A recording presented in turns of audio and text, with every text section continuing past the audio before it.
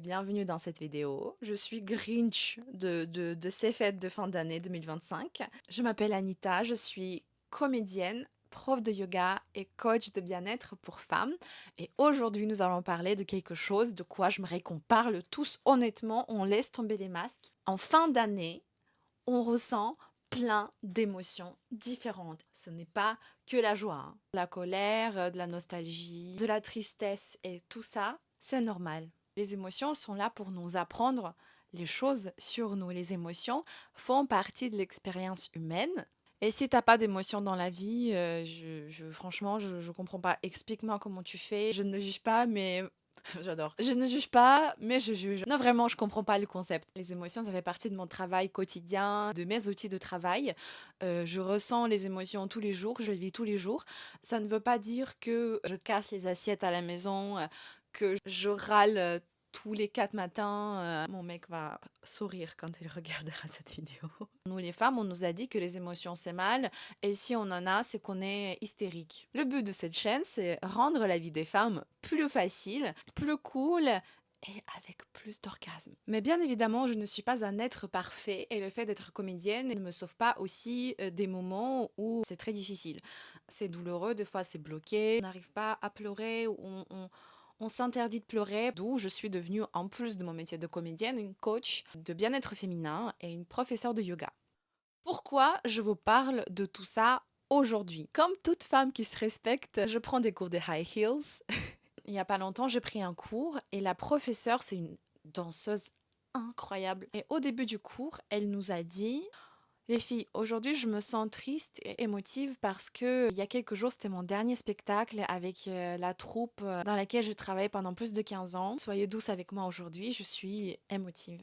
Et j'ai trouvé ça incroyablement puissant. On a souvent cette idée que les gens qui sont célèbres, connus, ou les acteurs, c'est les gens qui ont comme une protection, un gilet pare-balles, qui sont inébranlables. Je l'ai trouvée tellement humaine. Et je prends exemple, j'essaie d'être comme ça aussi dans ma vie de tous les jours. Et c'est à mon tour d'être honnête avec vous et de faire tomber mon masque. Depuis quelques semaines, je me sens triste, en colère, très en colère et frustrée. C'est les émotions qui sont aussi mélangées avec la joie, mais la colère, la frustration, la tristesse dominaient pas mal dernièrement, car moi aussi je me suis séparée de la troupe et de la compagnie des comédiens dans laquelle j'étais depuis plus de 5 ans. Ça allait au-delà de mes limites et ça ne me convenait plus. Et ça aussi d'ailleurs c'est très intéressant. Chaque émotion qu'on ressent, elle nous dit quelque chose. Par exemple, la colère, c'est lié beaucoup à nos limites, à notre non. En général, quand on est en colère, c'est quand il s'est passé quelque chose qui ne nous va pas. Et en fait, notre corps, littéralement, il nous dit stop. Là, il faut pas accepter. Quand en fait on bloque cette colère, on laisse les autres traverser nos limites comme ça librement et après ça devient de plus en plus difficile de les communiquer. Donc écoutez votre colère. Quelle est la clé pour bien vivre tes émotions? La clé est la respiration. Il faut apprendre la respiration par le diaphragme. C'est assez simple, tu respires, tu te regardes dans le miroir, tu regardes comment tu respires et tu regardes ce qui bouge dans ton corps. Tu vas voir, peut-être c'est ici que ça bouge, peut-être que c'est ailleurs aussi que ça bouge. La bonne respiration, c'est la respiration en utilisant le diaphragme. C'est un muscle qui se trouve ici. Place une main sur le ventre et à l'inspire, pousse ta main vers l'avant et à l'expire, rentre le ventre. Sans bouger les épaules. Les épaules sont bien descendues, la poitrine légèrement ouverte et respire profondément. Les profondes inspirations et les expirations jusqu'au bout. Quand tu commences à maîtriser plus ou moins cette respiration, tu apprends à t'arrêter au moment quand tu ressens une émotion. Ça, c'est le plus compliqué, mais c'est le plus important.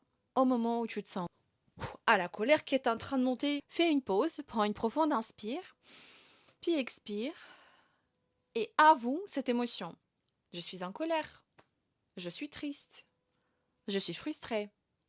Et juste le fait de le verbaliser, ça va un petit peu apaiser ton mental parce que La chose la plus grave, ce qui se passe, ce n'est pas le fait d'avoir des émotions, mais que le cerveau commence à en avoir peur. Parce que si pendant la plus grande partie de ta vie, tu as passé ton temps à renier ces émotions, ça ne fait que se bloquer à l'intérieur. Et maintenant, au moment où tu les ressens, ça a envie de exploser, surtout les émotions négatives.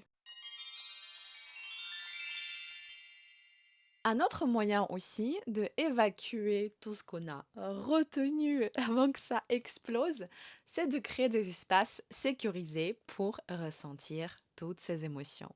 Et non, vous n'êtes pas obligé de partir en retraite dans une forêt et gueuler sur les arbres. Comment évacuer la tristesse? On s'est fait un marathon Star Wars Harry Potter avec mon mec. Et c'était pas fait exprès, mais en une seule journée, on a regardé Star Wars 3 et Harry Potter 6.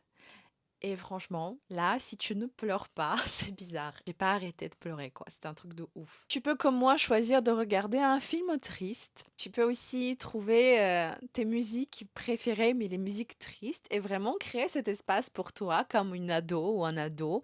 T'es enfermé dans la chambre avec les écouteurs et let it go. Je ne te promets pas que, surtout si tu as du mal à pleurer depuis longtemps, ça ne va pas venir tout de suite. Mais le plus important, c'est de créer cet espace sécurisé et de se le permettre. Prends avec toi un verre d'eau, prends avec toi des mouchoirs. Voilà, c'est important de évacuer. Et la colère en elle-même, elle est tellement taboue en fait dans la vie. On nous demande toujours de la méditer, de la foutre dans ton, de la, de la cacher au tout profondément. Je sais pas comment dire autrement. Se débarrasser de la colère, de fermer sa gueule, parce que avoir de la colère, c'est pas bien. Mais moi, je suis Grinch. Et franchement, créons une espèce de communauté de Grinch où on se permet de la ressentir et on accepte le fait que des fois, ben, on est en colère. Quand je ressens de la colère, en fonction de la situation, moi, je n'ai plus peur de l'exprimer. Et quand je l'exprime, je ne suis pas agressive. J'ai aussi mes petites clés de comment éliminer l'agressivité. C'est simple, mais en vrai, tu peux aller faire de la boxe. Des fois, je règle tout simplement le conflit en discutant et en verbalisant mon mécontentement à la personne après l'interaction qui m'a mise en colère. Je verbalise le fait que je suis en colère et j'exprime mes limites. Et là, déjà, ça va beaucoup mieux. Mais si c'est pas assez, bah, c'est les arts martiaux, c'est la boxe. Ou ça peut être aussi la danse, la natation, toute autre activité physique où tu as la contraction musculaire tout en mélangeant des exercices de respiration. La jalousie. C'est fou à quel point on veut pas avouer qu'on est jaloux des fois. On a peur de l'avouer, hein. Quand on nous pose les questions, quoi, t'es jalouse?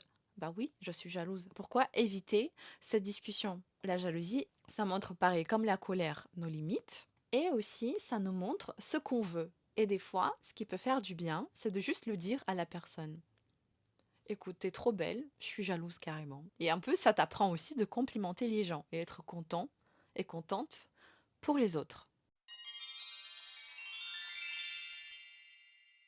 La joie. C'était quand la dernière fois que tu étais vraiment contente de toi? Et quand tu l'as exprimé? Ah, je suis trop fière de moi, j'ai réussi ça, même des petits trucs. Par exemple, je suis débutante en high heels. Quand j'arrive à faire une choré, plus ou moins bien, c'est la fête. C'est important. Parce que quand tu arrêtes d'exprimer ta joie, à te féliciter, ta capacité de joie, elle descend au minimum. D'ailleurs, c'est comme ça avec toutes les émotions. Plus tu diminues ta colère ou tu diminues ta tristesse, plus ta joie se diminue. Ces émotions se trouvent sur le même registre et quand tu baisses une émotion, ils vont toutes suivre et tu vas être juste tout le temps neutre. Crie de joie, pleure de joie, danse de joie, partage ta joie. N'aie pas peur d'être joyeuse, de sourire, de rire dans le métro. Pourquoi vous avez peur que vos émotions, que votre joie dérange quelqu'un? Et c'est pareil pour la tristesse. Une fois, j'étais super triste dans le métro et je me suis permise de pleurer. C'était la meilleure expérience de ma vie. Il y a un papy qui est venu vers moi et m'a donné un mouchoir. J'étais super émue. Des fois, quand on se permet d'être humain, nous avons les interactions les plus humaines, alors qu'on arrêtez de croire en humanité. Vivez vos émotions, arrêtez de positiver tout le temps, de chercher que le bonheur. Et je trouve qu'on passe trop de temps à essayer d'être bien que d'être vrai et d'être soi-même. Et pour finir cette vidéo, j'ai demandé à mes abonnés Insta et à mes élèves de yoga de me poser quelques questions.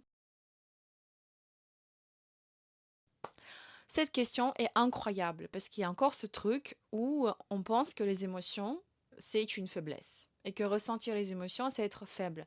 Mais ça, c'est complètement le patriarcat qui a créé ça. Même les hommes en souffrent du fait qu'ils doivent tout le temps être forts. Et non, les émotions, c'est très important hein, pour votre bien-être mental et physique d'ailleurs. La faiblesse et les émotions n'ont rien à voir ensemble.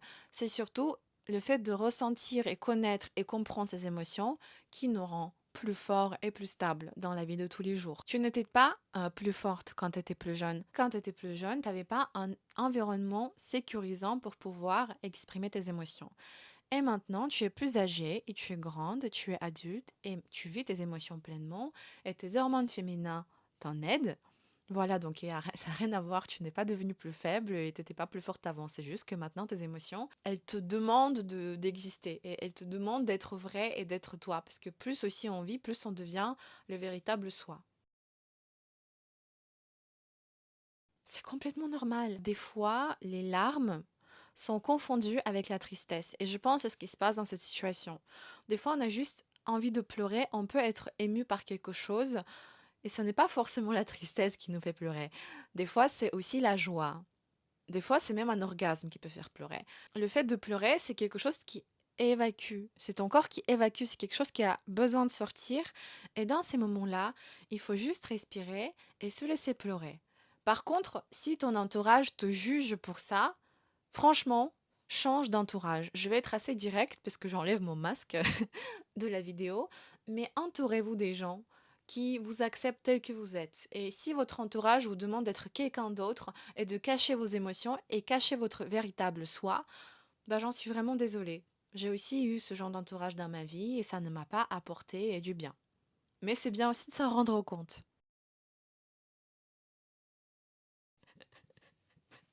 Ça, c'est une très bonne question. Tu peux éviter les disputes autant que tu veux, mais à un moment donné, il faut que ça clash. On ne peut pas éviter les disputes toute notre vie. Donc si ça doit clasher, ça va clasher quoi qu'il arrive. Il faut pas en avoir peur, il faut pas se préparer psychologiquement. Juste détends-toi et accepte. Voilà. De toute façon, ce qui est important pour toi, c'est que quand on dépasse tes limites, ce n'est pas OK. Donc n'hésite pas à exprimer que ce n'est pas OK. De rester dans une communication non violente. La communication non violente, c'est une communication sans reproche, où tu dis juste ce que tu ressens, tu te rends toi-même responsable de tes émotions. Et si la personne en face commence à partir dans les insultes, c'est mieux peut-être de partir carrément, parce que pourquoi se se prendre tout ça en pleine tronche si tu l'as pas demandé, tu vois? C'est ce que moi je conseillerais. Et je repense encore à ma prof de danse, de qui j'ai parlé au début de cette vidéo et à quel point c'était, fort et beau de juste partager devant, les élèves, tes émotions, le cœur ouvert. Je trouve ça magnifique et je suis toujours très inspirée par des gens, par les artistes et aussi par certaines célébrités qui osent pleurer en public, qui expriment ouvertement quand quelque chose les touche. Et je vous souhaite aussi trouver ce courage en vous d'être honnête avec vous-même et les autres. Et des fois, faire tomber le masque quand c'est nécessaire pour votre propre bien. Je vous souhaite un joyeux Noël et j'espère à très vite pour une nouvelle vidéo.